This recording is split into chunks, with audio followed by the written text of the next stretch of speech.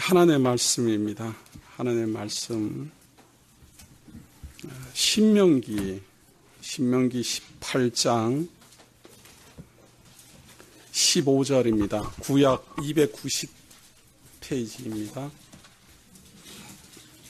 마가복음 지금 13강 강론을 시작하는데요. 요절 말씀으로 신명기 18장 15절을 택해 보았습니다.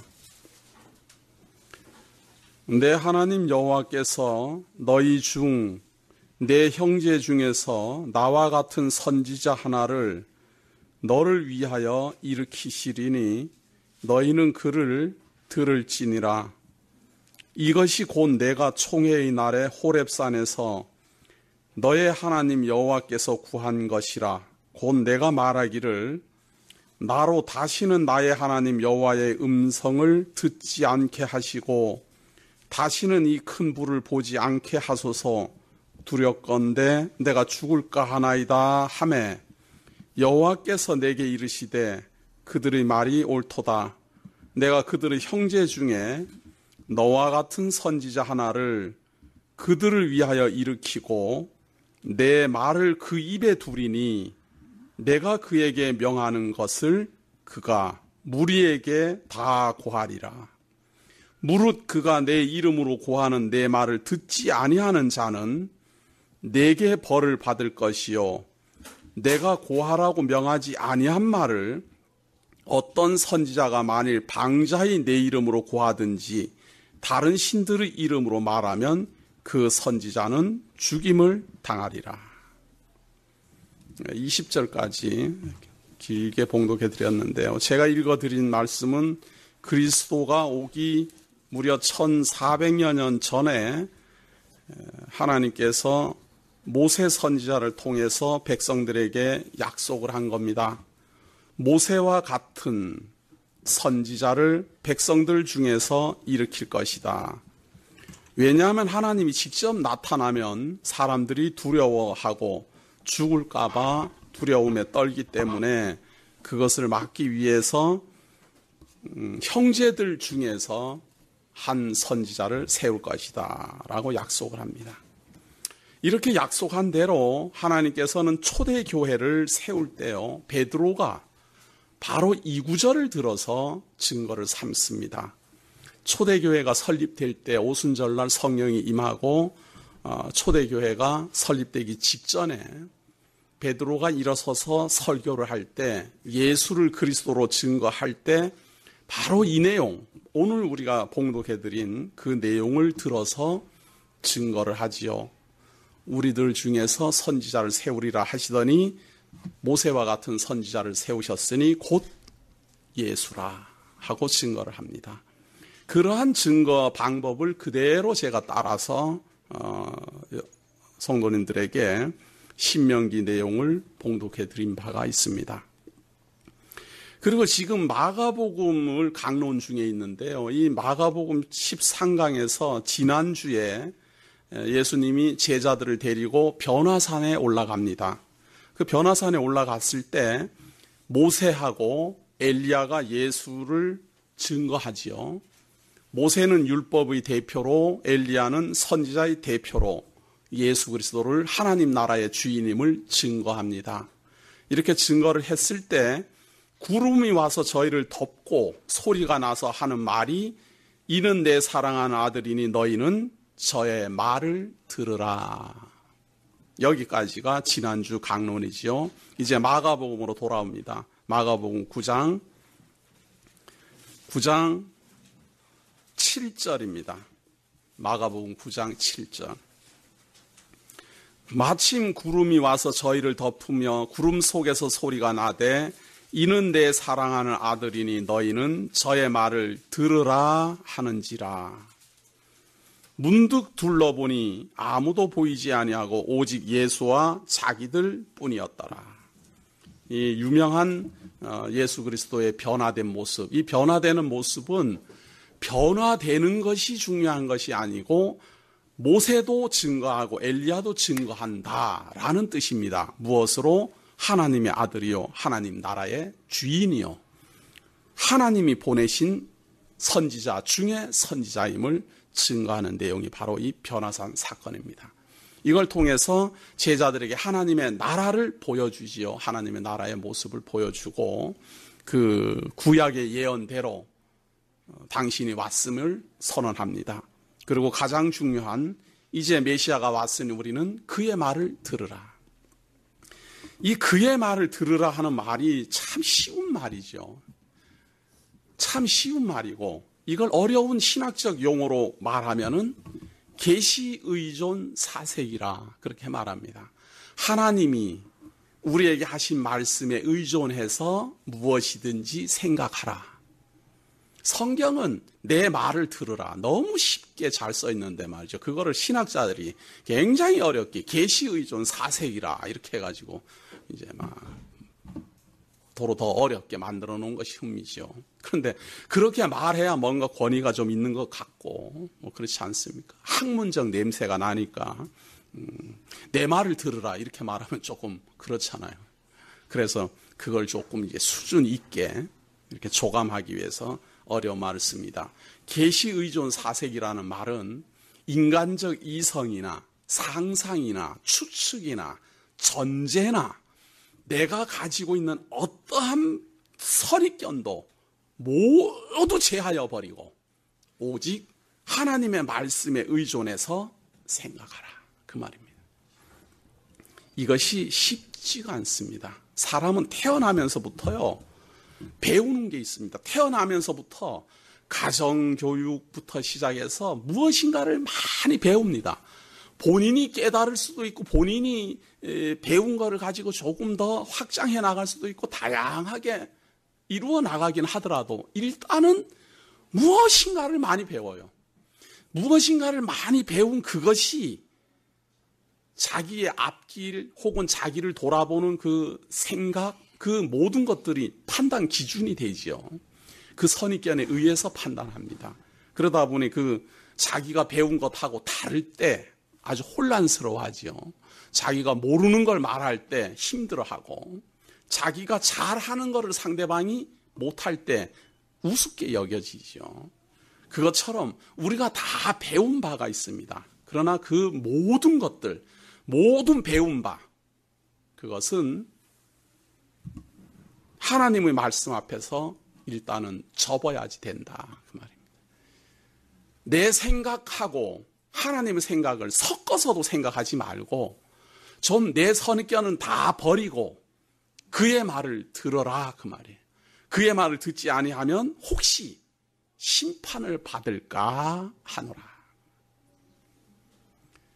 그걸 섞어서 생각한다거나 내가 더 잘할 수 있다거나 뭐 이런 생각들을 가지고 성경을 하나님의 말씀을 함부로 재단하다 보면 심판을 받을까 두려워한다.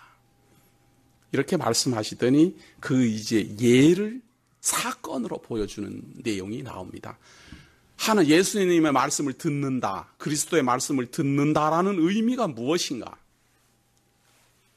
하나님 그의 말을 들으라. 이는 사랑하는 아들이니 그의 말을 들으라 했죠. 그 듣는다라는 게 무슨 의미냐 하는 것을 이 성경은 지금부터 나타나는 사건을 통해서 보여줍니다. 그걸 하나씩 하나씩 정리해 나가보겠습니다. 무슨 말을 들어야 될까? 첫 번째는요, 9장 9절을 한번 봅니다. 9장 9절 한번 보세요. 저희가 산에서 내려올 때 예수께서 경계하시되 인자가 죽은 자 가운데서 살아나실 때까지는 본 것을 아무에게도 이르지 말라 하시니 저희가 이 말씀을 마음에 두며 서로 문의하되 죽은 자 가운데서 살아나는 것이 무엇일까 하고, 예수님이 하는 말이 지금 본 것, 하늘에서 음성이 있고 모세가 나타났고 엘리야가 나타났고 이렇게 한 모든 모습들을 부활 후에 증거하라 그 말이에요. 부활 전에는 전하지 마라 그 말입니다. 그러니까 제자들이 죽은 자 가운데서 살아난다라는 것, 부활한다라는 것이 저게 무슨 말일까 그거예요. 죽은 사람이 살아난다라는 의미가 없기 때문에 그때까지는 죽은 사람이 살아날 수 있다라는 말이 그거는 불가능한 걸로 모두 다 알고 있기 때문에 역대로 모든 사람이 다 죽었는데 죽은 사람이 살아난다라는 건 있을 수가 없는 말인데 죽은 자 가운데서 살아난 다음 이걸 증거하라 이렇게 말을 하니까 이상하다 그 말이죠. 우리도 제자들처럼 같이 좀 생각해 볼 필요가 있습니다. 이럴 때는. 죽은 자 가운데서 살아난다라는 것이 무슨 말일까? 그 말이에요. 죽은 자 가운데서 살아난다라는 말이 무엇일까? 생각을 해 놓으세요. 그래야 이제 의문이 풀려나갈 것 아닙니까? 이제 하나씩 풀려나갑니다. 그리고 묻습니다. 이 제자들이 바보가 아니에요. 예수님한테 묻습니다. 죽은 자 가운데서 살아난다? 그게 무슨 말일까? 그러면서 묻는 게 11절입니다. 이에 예수께 묻자와 가로되 어찌하여 서기관들이 엘리야가 먼저 와야 하리라 하나이까? 서기관들은 성경을 많이 연구하는 사람들인데 그 성경 연구를 많이 하는 사람들이 말하기를 메시아가 오기 전에는 엘리야가 먼저 온다. 그리스도가 오기 전에는 엘리야가 먼저 온다. 엘리야는 선지자가 온다라는 말이고요. 이 선지자가 온 다음에야 메시아가 온다. 이런 말입니다. 그러니까 서기관들은 정확하게 알고 있는 거죠. 메시아가 출현하기 이전에는 틀림없이 엘리야가 다시 올 것이다. 서기관들은 어디에서 이걸 보고 말하는가? 구약 성경 마지막에 말이에요. 말라기서가 마지막이잖아요. 구약 성경 마지막에 맨 마지막 말이 무슨 말인가 하면 제가 읽어드릴게요. 보라 여호와의 크고 두려운 날이 이르기 전에 내가 선지 엘리야를 너희에게 보내리니 그가 아비의 마음을 자녀에게로 돌이키게 하고 자녀들의 마음을 그들의 아비에게로 돌이키게 하리라. 돌이키지 아니하면 두렵건대 내가 와서 저주로 그 땅을 칠까 하노라 하시니라. 이게 구약 성경의 마지막 내용입니다. 마지막에 모든 선지자들의 예언이 끝이 날 때 말라기 선지자를 통해서 약속하기를 엘리야가 다시 온다. 엘리야는 지금 이 말라기서가 기록되기 전에 벌써 한 거의 1000여 년 전에 죽은 사람입니다. 그 사람이 다시 온다라는 겁니다. 엘리야 선지자는 선지자들 중에 선지자로 지칭받는 사람입니다. 이런 사람이 다시 온다라는 겁니다. 이 엘리야는 죽지 아니하고 하늘로 승천한 사람입니다. 그 엘리야가 승천한 그 엘리야가 온다라는 겁니다. 그러니까 사람들은 기다리는 거지요. 하늘로 승천한 엘리야가 올 때는 어떻게 올까? 혹자들은 엘리야가 병거 타고 올라갔다 그렇게 생각을 했으니까 오해를 했으니까 말이에요. 병거를 타고 출현할 것이다라고 생각할 수도 있지요. 사실은 엘리야는 병거 타고 올라간 게 아니고 회리바람 사이로 올라갑니다. 그렇게 올라갔는데 그렇게 승천한 사람이니까 승천한 모습 그대로 올 것이다. 이렇게 이제 기다리고 있을 수도 있지요. 그리고 서기관들은 과연 엘리야가 출현할 때 어떻게 출현할까? 예수님의 말을 들어봅시다. 예수님은 엘리야가 먼저 오리라 했는데 뭐라고 해석을 하시는가? 12절에 보세요. 가라사대 엘리야가 과연 먼저 와서 모든 것을 회복하거니와 어찌 인자에 대하여 기록하기를 많은 고난을 받고 멸시를 당하리라 하였느냐. 그러나 내가 너희에게 이르노니 엘리야가 왔을 때 기록된 바와 같이 사람들이 임의로 대우하였느니라 하시니라. 예수님의 말은 두 가지입니다. 하나는 엘리야가 오리라 한 대로 와서 분명히 회복하는 건 맞지만 사람들이 그를 임의로 대우했다. 그렇게 말하면서 엘리야에 대한 말을 하면서 메시아가 당할 고난도 설명합니다. 기록되어 있기를 메시아가 고난을 받고 멸시를 당하리라 라는 말도 있다. 그 말이에요.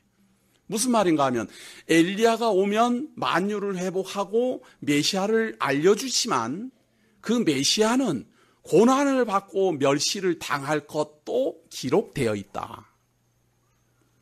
다시 바꾸어 말하면 엘리야가 다시 오면 엘리야 다음에 메시아가 출현하게 되고 그 메시아는 멸시를 당하고 고난을 받을 것이 예언되어 있다. 그 말입니다.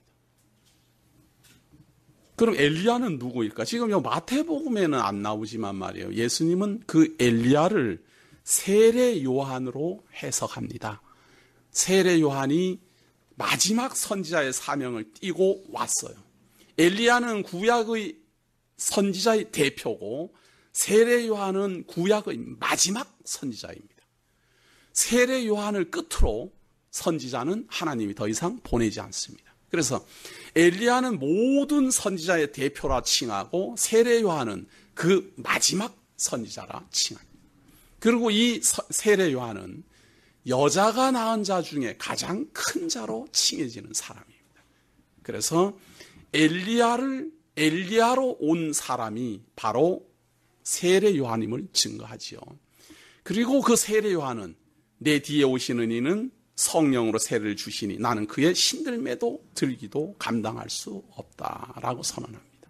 그러한 의미에서 그 세례 요한이 바로 메시아 그리스도 앞에 온 사람이고요. 그러한 의미를 따라서 세례 요한은 임의로 대우를 받고 메시아는 멸시를 받고 고난을 받을 것이다. 이 말을 들어라. 이상하게 생각하지 말고 메시아가 고난을 받는다, 멸시를 당한다, 죽은 자 가운데 3일 만에 부활한다 이런 말을 이상히 여기지 말라 그 말이에요. 기록이 그렇게 되어 있다. 엘리야가 먼저 왔지만 사람들이 임의로 대우하고 메시아가 그 다음에 왔으나 고난을 받고 멸시를 당할 것이 언약되어 있으니 그것을 가지고 이상하게 생각하지 마라. 죽은 자 가운데서 살아난다라는 것을 이상하게 생각하지 마라. 메시아가 오면은 고난을 받고 멸시를 당하고 죽은 자 가운데서 살아나리라 기록된 그대로 진행되는 것이니까 염려하지 마라 그 말이죠. 그걸 좀 깊이 있게 들으면 제자들이 참 염려하지 않을 텐데 부활 후에나 그걸 압니다. 제자들은. 부활 후에 성령이 감동한 후에야 예수 그리스도의 말씀이 이해가 가요. 지금은 이해가 안 가요. 근데 이해가 안 가는데도 예수님 왜 이렇게 말씀을 계속 하실까? 계속 말씀하신 걸 기록해놔야 우리가 알잖아요.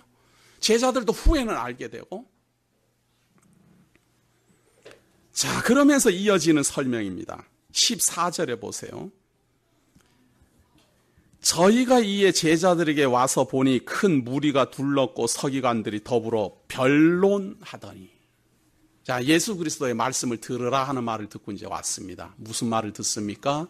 엘리야가 누구인지 설명해 주는 내용을 듣고 메시아가 고난을 받고 멸시를 받는가에 대한 설명을 받고 그 다음에 기도라는 게 무엇인가를 알려줍니다. 막 사람들이 막 이제 변론이 일어났어요. 서기관들하고 예수님 제자들하고 막 변론이 일어나서 이제 웅성웅성하고 있는 거예요.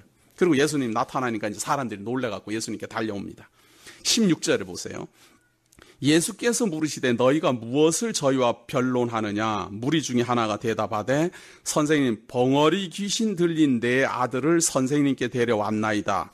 귀신이 어디서든지 저를 잡으면 거꾸러져 거품을 흘리며 이를 갈며 그리고 파리하여 가는지라. 내가 선생의 제자들에게 내어 쫓아달라 하였으나 저희가 능히 하지 못하다이다. 이제 벙어리 귀신이 들려서 벙어리가 된 사람을 데리고 오니까 이제 제자들이 막 귀신아 물러가라 막 하고 했겠지요. 그런데 안 낫는 거예요. 안 나으니까 뭐냐 이거 지금 장난하냐 말이죠. 뭐 이러고 막 변론이 일어난 겁니다. 그러한 상황에서 이제 예수님 나타나니까 그 자초지정을 말을 합니다. 19절에 대답하여 가라사대 믿음이 없는 세대여 내가 얼마나 너희와 함께 있으며 얼마나 너희를 참으리요 그를 내게로 데려오라 하시매. 믿음이 없는 세대. 이제 귀신 들려서 벙어리 된 사람을 낫게 못해요. 그러니까 믿음이 없는 세대라는 겁니다. 그러면서 하는 말이 그를 내게로 데려오라. 그럼 이제 우리는 생각해야 됩니다. 믿음이 없다라는 건 무엇일까? 선입견을 가지고 믿음이 없다. 나는 믿음이 있어. 이렇게 생각하고 무엇에 대한 믿음이냐 하는 겁니다. 믿음이 없는 세대여. 내가 얼마나 너희와 함께 있으며 이렇게 말했을 때 믿음이 없다라는 건 무엇을 의미하는 것일까? 생각을 하고 봅니다. 20절입니다. 이에 데리고 오니 귀신이 예수를 보고 그 아이로 심히 경련을 일으키게 하는지라 저가 땅에 엎드러져 굴며 거품을 흘리더라. 예수께서 그 아비에게 물으시되 언제부터 이렇게 되었느냐 하시니 가로되 어릴 때부터니이다. 귀신이 저를 죽이려고 불과 물에 자주 던졌나이다. 그러나 무엇을 하실 수 있거든 우리를 불쌍히 여기사 도와주옵소서. 이것이 바로 믿음이 없는 세대입니다. 예수님에 대한 소문은 잔뜩 들었어요. 메시아가 왔다라는 소문도 들었어요. 세례 요한이 증거한 메시아라는 소문도 들었어요. 그런데 중요한 거는 정작 그 말을 들었으면서도 예수 그리스도가 어떠한 분인지를 모르겠는 거예요. 다만 소문은 무성하고 대단한 능력이 있다라는 걸 아니까 이 사람이 하는 말이, 이 귀신 들려서 벙어리 된 아이의 아버지가 하는 말이 무엇을 하실 수 있거든 우리를 불쌍히 여기사 도와주옵소서. 할 수 있는지 없는지는 모르겠지만 하여튼 할 수만 있으면 좀 해주십시오. 이런 걸 믿음이 없는 세대라 그 말입니다. 무슨 믿음? 메시아가 어떠한 존재인지를 모르는 믿음 그 말이에요. 메시아가 어떠한 존재인지를 안다면 이렇게 말을 하면 안 되지요. 메시아는 나의 구원자니까 구원자시여 내 아들을 구원해 주옵소서 이렇게 말해야 당연한데 무엇인가 하실 수 있으면 좀 해주십시오. 이거는 메시아라는 소문은 들었지만 메시아로 믿어지지 않는 겁니다. 이걸 믿음이 없는 세대라 그래요. 그러니까 예수님이 답변하기를 예수께서 이르시되 할 수 있거든이 무슨 말이냐 믿는 자에게는 능치 못할 일이 없느니라 하시니. 참 한국말이 말이에요. 여기 이렇게 잘 써 있습니다. 그런데 앞뒤 문맥을 다 잘라버리고 뭐라고 하는가 하면은 믿는 자에게는 능치 못할 일이 없느니라 이것만 딱 말하는 거예요. 그러면 믿는 강세창 목사가 능치 못하는 일이 없다 이 말이 이제 되는 거예요. 앞에도 자르고 뒤도 다 잘라야 돼요. 그리고 성경은 대부분 그렇게 보니까 말이에요. 믿는 자에게는 능치 못할 일이 없느니라. 성도님들도 이제 예수를 믿는 분이고 하나님을 믿는 분이니까 능치 못할 일이 없어요. 그래서 그 말을 순진하게 그대로 듣고 하나님한테 무엇인가 달라고 한만 기도해도 아무런 반응이 없어요. 그러면은 이거 진짜 하나님이 있나 없나 뭐 능치 못할 일이 없다고 그러더니 뭐 맨 할 수 있는 게 없어요. 오히려 능치 못할 일이 없는 게 아니라 할 수 있는 일이 없어요. 가만히 세상 살아보면. 우리 세상 살아오면서 그런 생각 안 해봅니까? 능치 못할 일은 건 고사하고 할 수 있는 게 별로 없다라는 거 못 느끼세요? 계획을 잔뜩 하고 했는데 계획대로 착착착 진행돼 가는 게 오히려 드물고 계획대로 안 되는 일이 더 많아요. 참 그래도 살아있는 게 신기할 정도죠. 살아있는 게 신기할 정도로 우리 계획대로는 안 되지만 분명히 살아는 있고 진행은 돼요. 그러니까 불평, 불만이고 뭐 하나님에 대한 원망이 쏟아지고 나옵니다. 그러나 한글 그렇게 써 있는 게 아니고 무슨 말인가 하면 예수께서 이르시되 할 수 있거든이 무슨 말이냐 믿는 자에게는 능치 못할 일이 없느니라. 지금 아버지가 그 병든 아버지가 할 수 있거든 무엇인가 해달라 하니까 그 말을 받으면서 하는 말이에요. 믿는 자에게 내가 못할 일이 뭐 있겠느냐 그 말입니다. 믿는 자에게 메시아가 못할 것이 무엇이 있느냐 그 말이에요. 죽더라도 살린다. 메시아를 믿는 자에게 못할 일이 무엇이 있느냐. 이 세상에 태어나 살다가 죽어 흙에서 와서 흙으로 돌아가도 메시아가 못할 일이 무엇이 있겠느냐. 살려낸다 그 말. 이 세상에 태어나 죄 속에 살고 죄 속에 죽어간다 하더라도 메시아가 못할 일이 무엇이 있겠느냐. 그 죄를 사해 주신다 그 말입니다.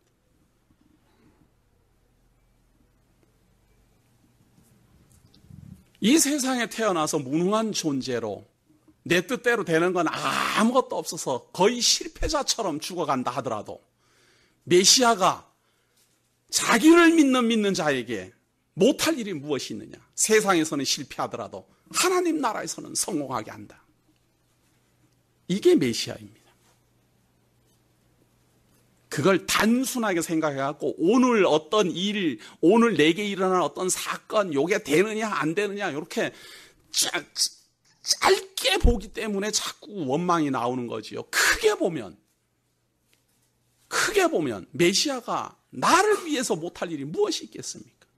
하나님 앞에 서면 죄인이요, 율법 앞에 서도 죄인이요, 하나님 앞에 서도 부끄러운 사람이요, 사람 앞에 서도 부끄러운 사람이요. 어디 가서 무슨 의인이라고 대접만 받을 만한 어떤 그러한 사람이 못 돼요. 어디 가서든지 대단히 알아주는 권세가 있는 사람도 아니고 재벌도 아니고 별 볼 일 없는 사람이에요. 그런데도 불구하고 하나님 나라의 성도로 그리스도가 못할 일이 없다. 하나님 나라의 백성으로 그리스도가 못 이루어내실 일이 없다. 죽더라도 살리고 썩어서 없어지더라도 변화시키고, 하나님을 모르더라도 하나님 알게 하고, 하나님을 믿지 않더라도 하나님 믿게 하고, 이게 메시아의 능력입니다. 못할 일이 무엇이 있느냐? 못할 일이. 안 믿는 사람도 믿게 해서 하나님 믿게 해서 구원에 이르게 하는 분이 하나님인데, 이걸 바로 믿음이 없는 세대라 그래. 이걸 모르는 세대를 믿음이 없는 세대라 그렇게 말합니다.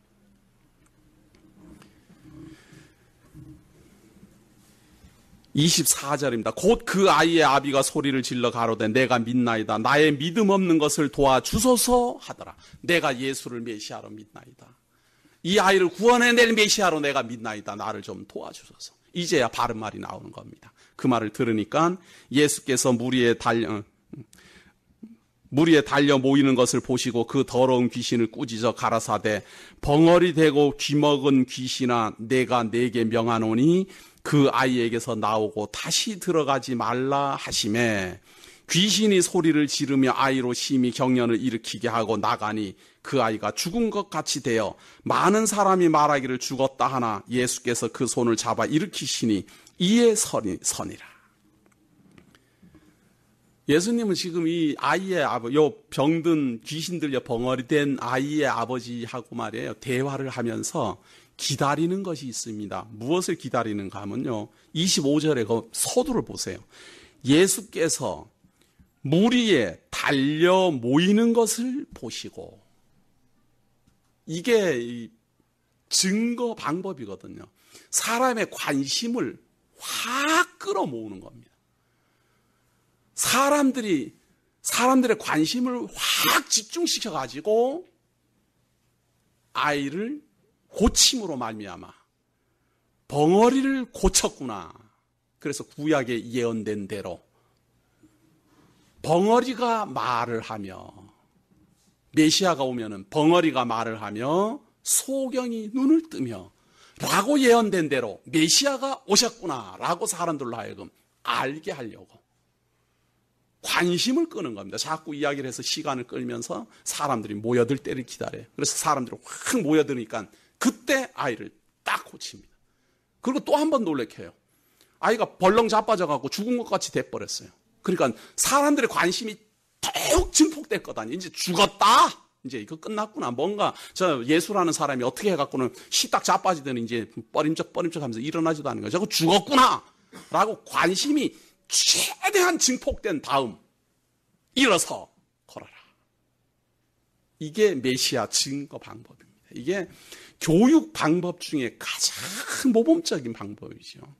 우리 교사 선생님들도 아이들 가르칠 때 자꾸 신경 써야 되는 것이요, 가장 신경 써야 되는 교육 방법이 주제를 하나만 해야 됩니다. 주제를 하나. 오늘 강의할 때 이 시간에 주제를 하나만 내가 하자. 그렇게 해야 돼요. 그래서 사람이 욕심이 많아갖고 주제를 여러 개 합니다. 주제를 여러 개 하면요, 이게 주제가 선명해지지 않아요. 그러니까 하나만 해야 됩니다.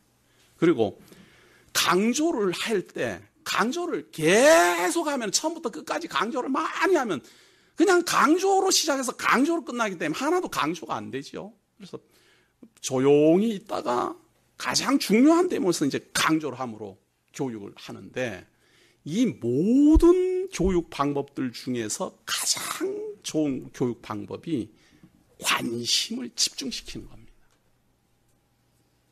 그런데 제가 요즘 아이들을 가만히 보면 말이에요, 그래도 저희들 어릴 때는 아이들 관심을 집중시키기가 쉬웠습니다. 왜냐하면 구경하는 게 별로 없고 아는 게 별로 없다 보니까 뭐 시시한 옛날 이야기만 해도 우리는 귀를 쫑긋 해갖고 그걸 들으려고 막 했어요. 그런데 요즘 아이들은 어지간해갖고 관심 안 끌어요.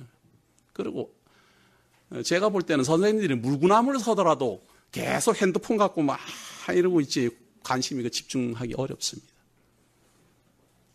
우리 세대가 이제 그렇게 된 거예요. 그러니까 이 세대에 맞는 교육 방법을 생각해 보아야 됩니다. 그리고 주제를 선명히 하고 오늘 해야 될 내용을 정확하게 전달하는 것. 이것이 한 번, 두 번에 되지 않기 때문에 늘 아이디어를 자꾸 생각을 해야 됩니다. 생각을 하고 어떻게 관심 집중시킬까.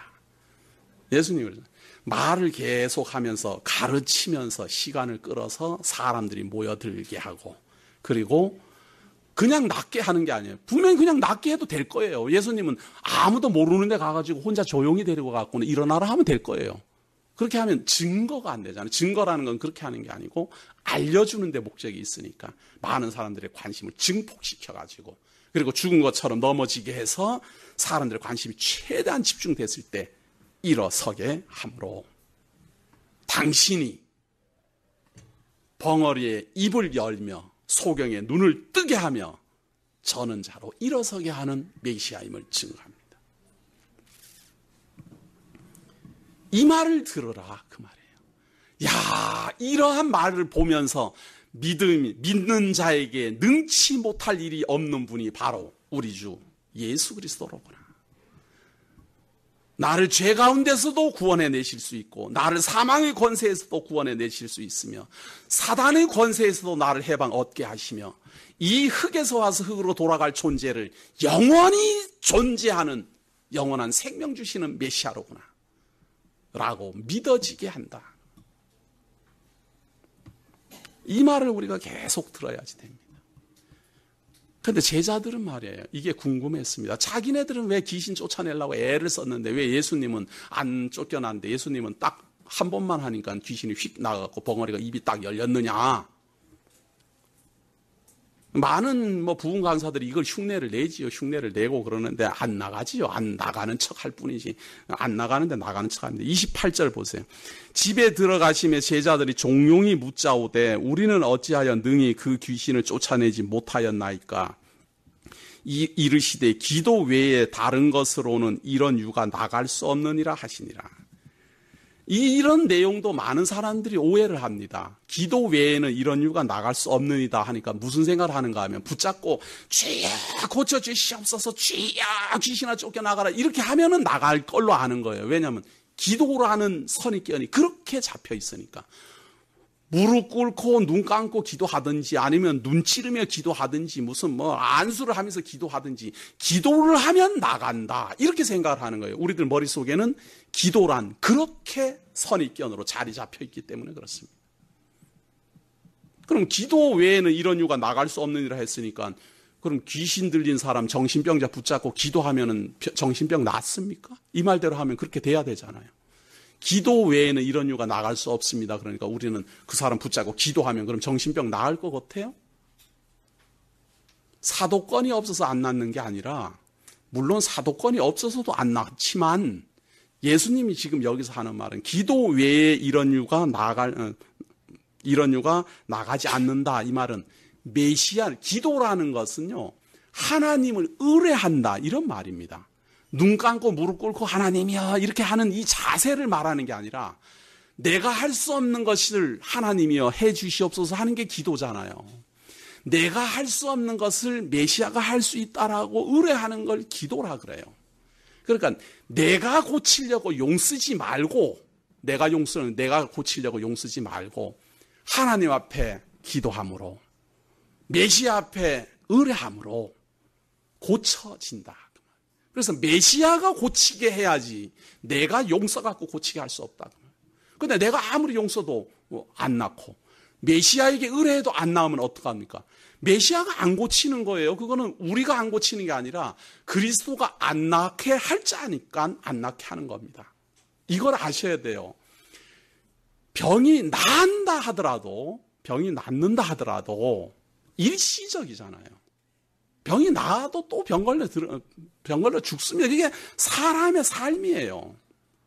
다만 지금 눈앞에 떨어진 발등이 불이 뜨거우니까 낫게 해달라고 간절한 마음이 생기는 것은 이해하지만 병이 나은들 우리를 영원히 살게 못합니다.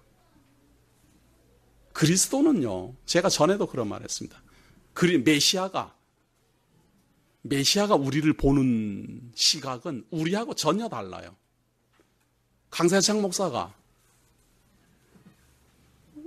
복음을 이제 전파하다가 누군가에게 이제 죽임을 당하게 생겼습니다. 얼마나 겁나고 두렵겠습니까? 복음을 전파하러 뭐 이슬람 지역이나 이렇게 갔다가 그 이슬람 지역에서는 기독교 전파하면 그 총으로 쏴 죽이잖아요. 그런 일이 진짜 있잖아요. 지금도 현재 있으니까. 그럼 총으로 맞아서 복음 전파하다가 총 맞아서 죽게 생겼어요. 얼마나 두렵고 떨리겠습니까? 그럼 제가 그럴 것 아니에요.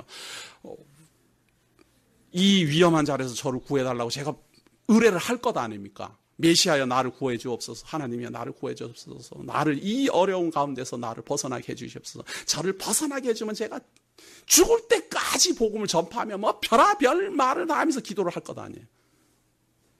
그런데 예수님의 생각은 순교 당해라라고 정해져 있으면 어떻게 되겠어요? 안 들어줍니다. 암만 매달려도. 이제 고생 그만하고 죽어라.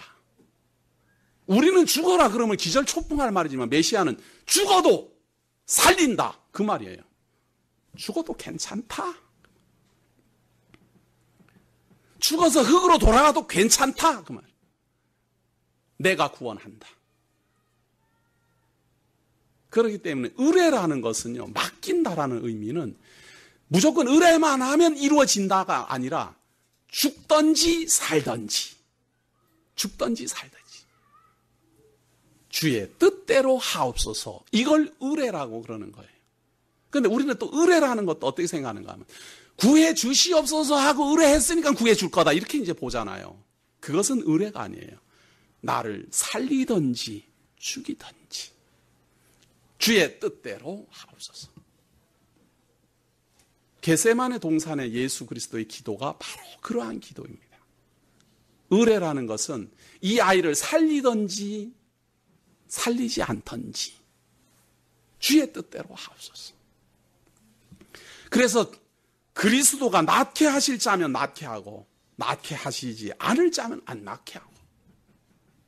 그래서 기도에 대한 선입견도 우리가 다시 정리해 볼 필요가 있습니다. 기도란 메시아에게 나를 의뢰하는 것입니다. 의뢰한다라는 말은 내 뜻대로 해달라는 것이 아니라 그리스도의 뜻대로 해달라고 의뢰하는 겁니다. 우리에 대한 것도 마찬가지입니다. 제가 지금 처한 상황이 절망적이고 너무너무 힘들어서 견딜 수가 없습니다. 그러나 나의 뜻대로 마옵시고 하나님이 정하시신 뜻대로 나를 인도하여 주옵소서. 그리고 그 하나님의 뜻을 저로 하여금 받아들이게 하시고 오래 참게 하시고 견디게 하여 주옵소서. 이것이 정말 멋있는 신앙이에요. 하나님은 순교시키려고 하는데 안 죽겠다고 아둥바둥하면 참 이거 참 답답한 이야기 아니겠습니까? 자, 30절로 이제 갑니다. 그곳을 떠나 갈릴리 가운데로 지날새 예수께서 아무에게도 알리고자 아니하시니 이는 제자들을 가르치시며 또 인자가 사람들의 손에 넘기어 죽임을 당하고 죽임지 3일 만에 살아나리라는 것을 말씀하시는 영고도라. 그러나 제자들은 이 말씀을 깨닫지 못하고 묻기도 무서워하더라. 예수님을 지금 따라다니는 제자들은 도저히 이해할 수 없어요. 그래도 예수님 만나가지고 이분이 메시아이고 하나님의 아들이고 말이죠. 큰 능력을 행사하는 분이니까 그분이 뭔가 큰 업적을 일으킬 줄로 아는데 자꾸만 하는 말이 3일 만에 살아난다는 거예요. 죽는다라는 거예요. 그런데 우리들 생각에는 3일 만에 살아난다라는 것이 우리는 강조됩니다. 왜냐하면 3일 만에 살아난 것을 우리가 알기 때문에 그렇지요. 그러나 제자들 입장에서는 그거야 살아나야 살아나는 거지 하는 입장입니다. 그러니까 죽는다라는 것이 크게 부각되고 살아난다라는 말은 안 믿어져요. 제자들은 3일 만에 살아나려면 뭐하러 죽어? 그런 생각부터 들 것 아니에요. 그런데 예수님은 자꾸만 고난을 받고 멸시를 받고 죽은 자 가운데서 3일 만에 살아난다. 3일 만에 살아난다. 왜 그런데 또 꼭 3일이라고 할까? 한 일주일 있다가 살아난다든지 말이죠. 한 40일 있다 살아난다든지 그렇게 안 하고 꼭 3일을 말합니다. 이틀 만에 살아난다 그래도 될 텐데 꼭 3일.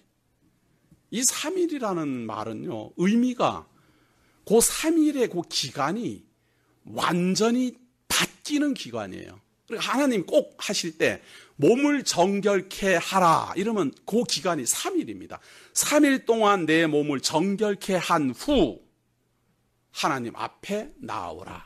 그렇게 꼭 말합니다. 그 기간을 이틀이 아니에요. 꼭 3일 기간을 두면서 꼭 말을 해요. 그런가 하면 제사장들이 먹는 번제를 드리든지 무슨 속죄 제물을 드리든지 제사 제물을 드려요. 그러면 오늘 잡았으면 3일이 지난 후에는 그 제물에 대해서는 손도 대면 안 돼요. 왜냐하면 3일이 지난 건 부정한 거예요. 이미 완전히 죽었으니까 손대면 안 돼요. 음식이 상한다라는 완전히 이제 상해서 사람이 먹을 수 없는 상태를 3일로 딱 규정한 겁니다. 그래서 제사를 지내거나 무슨 음식을 했거나 3일이 딱 경과한 음식은 손도 대지 못하도록 합니다. 그리고 이러한 규례에는 또 깊은 뜻이 있어요. 3일이 지난 후에는 먹지 못하니까 3일 전에 내가 못 먹을 것 같으면 나누어 주어라 그 말이에요. 나누어 주어라. 쌓아놓지 말고 많은 재물이 들어오고 제사 재물이 막 들어올 것 아니에요. 그거를 3일이 지나도록까지 가만히 있다가 썩은 다음에 버리지 말고 썩기 전에 막 나눠줘라 그 말이에요. 고하고 과부고 가난한 사람한테 나누어 주고 말이에요. 그런데 제사장들이 그거 안 하고 그냥 가지고 있다가 그냥 버리죠. 부정탄다 이러면서. 무슨 말인가 하면 사람이 죽은 자 가운데 3일 만에 살아난다는 말은 이미 완전히 절명했다 그 말입니다. 절명. 이제 더 이상 살아날 소망할 그 기간이 지났다 이런 의미입니다. 우리나라에서도 3일 사람이 죽으면은 3일장을 꼭 하잖아요. 우리는 3일장 우리 대부분 서민들은 3일장 하지요. 뭐 대단히 유명한 사람이나 뭐 7일장도 하고 뭐 이렇게 하지만 3일장을 하는 이유가 거기 있습니다. 혹시나 죽은 사람이 살아날 수 있는 기간이 3일이에요. 그 3일 안에 살아났으면 관이라도 두드려야 됩니다. 퉁퉁퉁 나 살았다고 말이죠. 그래서 3일 동안 이제 두고 보는 거지요. 그런데 아무 생각 없이 그냥 3일? 아이고, 부주받는 기간이 3일인가 보다. 뭐 이제 이렇게 생각하는데 사람이 살았는지 죽었는지 두고 보는 거예요. 우리가 봤을 땐 숨이 끊어졌다 하더라도 혹시 살아날 수 있으니까. 그래서 3일이 지난 후는 완전히 절망을 말하는 겁니다. 자, 여기에 대해서 선지자가 예언을 합니다. 호세아서입니다. 호세아서 6장 1절입니다. 이 3일에 대한 의미가 있지요. 그래서 자꾸 3일을 강조하게 되는데요.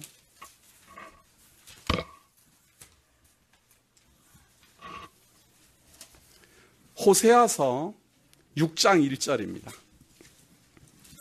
오라 우리가 여호와께로 돌아가자. 여호와께서 우리를 찢으셨으나 도로 낫게 하실 것이요 우리를 치셨으나 싸매어 주실 것임이라. 여호와께서 이틀 후에 우리를 살리시며 제3일에 우리를 일으키시리니 우리가 그 앞에서 살리라. 이 지금 호세아 선지자를 통해서 예언하는 건 무엇인가 하면요. 남쪽 유다하고 북쪽 이스라엘이 망했습니다. 망했는데 3일 후에 우리를 살린다 이 말은 3일이 차면 살린다 이런 말이 아니에요. 완전히 절망해서 이제 소망도 없지만 우리를 구원해 주실 것이다. 그러니까 여호와께로 나아가자 그 말입니다. 그것을 이스라엘을 살린다라는 그 말이 곧 이스라엘은 메시아로 오신 예수 그리스도가 먼저 죽은 자 가운데서 살아나심으로 죽은 자를 살릴 수 있음을 보여주는 것이 바로 3일 만의 부활입니다. 3일 만에 우리를 살리고 완전히 죽은 우리를 살리고 메시아로서 믿는 자에게 능치 못할 일이 없는 그분이 어떠한 경우에라도 우리를 살린다라고 말만 하기 이전에 당신부터 죽은 자 가운데서 살아나는 것을 보여주어야 우리가 믿어질 것 아니에요. 당신도 죽은 자 가운데서 살아나지 못했으면서 우리를 살린다라는 말을 우리를 어떻게 믿으라 이 말이에요. 그러니까 예수님이 내가 죽은 자 가운데서 살린다. 나를 믿는 자에게 능치 못함이 없느니라. 죽어도 살린다. 그런데 당신이 죽은 자 가운데서 살아나는지 안 살아나는지는 증거를 해야 우리가 알 것 아니에요? 증거를 해야. 그 증거 방법이 바로 죽은 자 가운데서 3일 만에 살아나는 것입니다. 그것은 무엇을 의미하는가? 봐라, 내가 능력이 대단하다, 이걸 보여주는 데 목적이 있는 게 아니라 봐라, 죽어도 내가 살린다. 그 말이에요. 내가 생명의 주권자다. 그러니 두려워 말라. 죽음도 두려워 말라. 죄 가운데 있어도 두려워 말라. 사단의 권세 아래 있어도 두려워 말라. 내 말을 들어라. 내 말을 들어라. 그것이 살 길이다.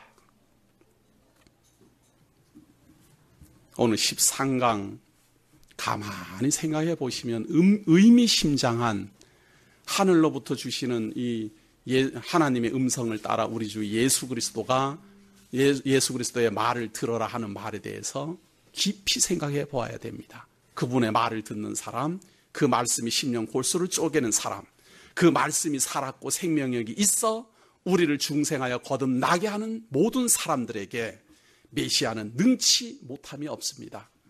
일시적으로 내게 일어난 어떤 절망스러운 사건을 그리스도가 해결해 주지 않는다라고 해서 두려워하지 마십시오. 일시적인 것을 말하는 게 아닙니다. 하나님께서는 우리가 언제 태어나서 어떻게 살고 어떻게 죽을 것까지 다 합니다. 실패도 있어야 되고 성공도 있어야 돼요. 그런데 우리는 한 번도 실패라는 게 없어야지 된다라는 생각이 있어갖고 조그만 실패가 오고 어려움이 오기만 하면 살려달라고 난리를 칩니다. 그런데 메시아는 안 살려요. 그러니까 응답이 없다 이 말이에요. 응답이 없으니까 있느냐 없느냐 하고 원망부터 나오는데, 그리스도는 우리보다 지혜로우시고 우리의 시작과 끝을 아시니 언제는 죽을 때다, 언제는 살 때다, 언제는 흥할 때다, 언제는 망할 때다, 언제는 엎어질 때다, 언제는 일어설 때다 알고 계시잖아요. 우리가 메시아를 믿을 때 그렇게 믿어야 되는 거 아닙니까? 메시아를 믿는다. 믿는 자에게 능치 못함이 없는 그 메시아를 내가 믿는다. 무엇을 믿느냐? 그분이 내가 망할 때도 알고 흥할 때도 안다. 내가 태어날 때도 알고 내가 죽을 때도 안다. 그렇게 믿어야 메시아를 믿는 거예요. 그러면 내게 닥친 이 일도 그리스도는 알고 계시는 거예요. 다만 내가 모르는 거예요. 내가 앞으로 어떻게 될지 눈앞이 캄캄해요. 눈앞이 캄캄하니까 살려달라고 발버둥 치지만 예수님은 3일 뒤에 살리겠다라고 할 수도 있고, 아니면 너는 고집이 세갖고 40일쯤 견뎌라 할 수도 있고, 우리는 그걸 믿으며 삽시다. 한달복달하지 말고, 정 답답해서 견딜 수 없으면 골방에 들어가 하나님 앞에 엎드려 제가 견딜 수 없습니다. 그런 말할 자격 있습니다. 원망이 아니라 하나님 앞에, 우리 주 예수 그리스도 앞에 조용히 엎드려 내 슬픈 탄식, 내 슬픈 고난, 견딜 수 없는 아픔 다 내려놓고 말할 자격 성도님들에게는 있습니다. 하십시오. 그러나 내 뜻대로 그리스도가 안 해준다고 실망하지는 마십시오. 왜냐하면 나보다 지혜로우시니, 무슨 생각을 가지고 무슨 지혜를 가지고 틀림없이 나로 하여금 그 과정을 견디게 하고 있는 것을 우리가 믿어야 된다 그 말. 그래서 하나님 앞에 내 입장, 내 어려움을 하소연하고 의뢰하고 하나님 앞에 구하되 내 뜻대로 마옵시고 나보다 지혜로우시니 능력이 많으시니 나는 그리스도의 말씀을 따라 살기도 하고 죽기도 하겠습니다. 완전히 죽은 자를 살려내실 수 있는 하나님, 사단의 권세 아래 있는 자를 해방시킬 수 있는 그리스도, 죄 가운데 태어나 죄 가운데 살다가 죄 가운데 죽어가는 나를 죄사함 받게 하실 수 있는 그리스도, 그분이 우리들의 실생활에서 나타나는 어떠한 어려움, 경제적인 궁핍함, 그런 것을 해결할 능력이 없어서 안 하는 것이 아니라 때를 보시는 겁니다. 망할 때, 흥할 때. 그래서 흥하게 하시면 감사하는 마음으로 봉사하시고, 망하게 하시면은 안타까운 애통하는 마음으로 하나님께 기도하심으로 성도다운 생활을 하는 겁니다. 그래서 우리는 망해도 믿고 흥해도 믿고, 망하게 하시면 망하게 하시는 하나님을 믿고, 흥하게 하시면 흥하게 하시는 하나님을 믿고, 태어나게 하시면 태어나게 하는 하나님을 믿고, 나를 데려가시면 데려가시는 하나님을 믿고, 사나 죽으나 그리스도의 것입니다. 바로 성도님들이 그러한 분들입니다. 기도하겠습니다. 하나님이 우리를 사랑하셔서 살든지 죽든지 그리스도의 것으로 삼으셨으니 고맙습니다. 세상에 태어나 어디로 가며 어디로 가서 무엇을 할런지 어떠한 목적도 없고 절망만 있던 우리들에게 영원한 소망 주시고 하나님의 성도라 부름을 있게 하셨으니 고맙습니다. 우리가 내 욕심을 따라 내 지혜를 믿고 내 능력을 믿고 하나님을 무시하며 교만하게 살다가 이제 그리스도의 말씀을 따라 내 마음을 내려놓습니다. 나를 지혜롭게 하시고 나로 하여금 잘되게 하시는 분도 하나님이요, 나로 하여금 쓰러지게도 하고 애통하게도 하며 하나님 앞에 울부짖게도 하는 하나님임을 우리가 믿습니다. 살든지 죽든지 하나님께서 인도해 가시는 그 모든 방향과 모든 길을 믿는 마음으로 의지하며 따라가게 하옵소서. 오늘도 귀하신 하나님의 성도들을 만나게 하시고 하나님 말씀 증거하며 함께 배우고 함께 듣고 함께 교제하게 하시는 은혜 감사드리며 예수님 이름으로 기도드립니다.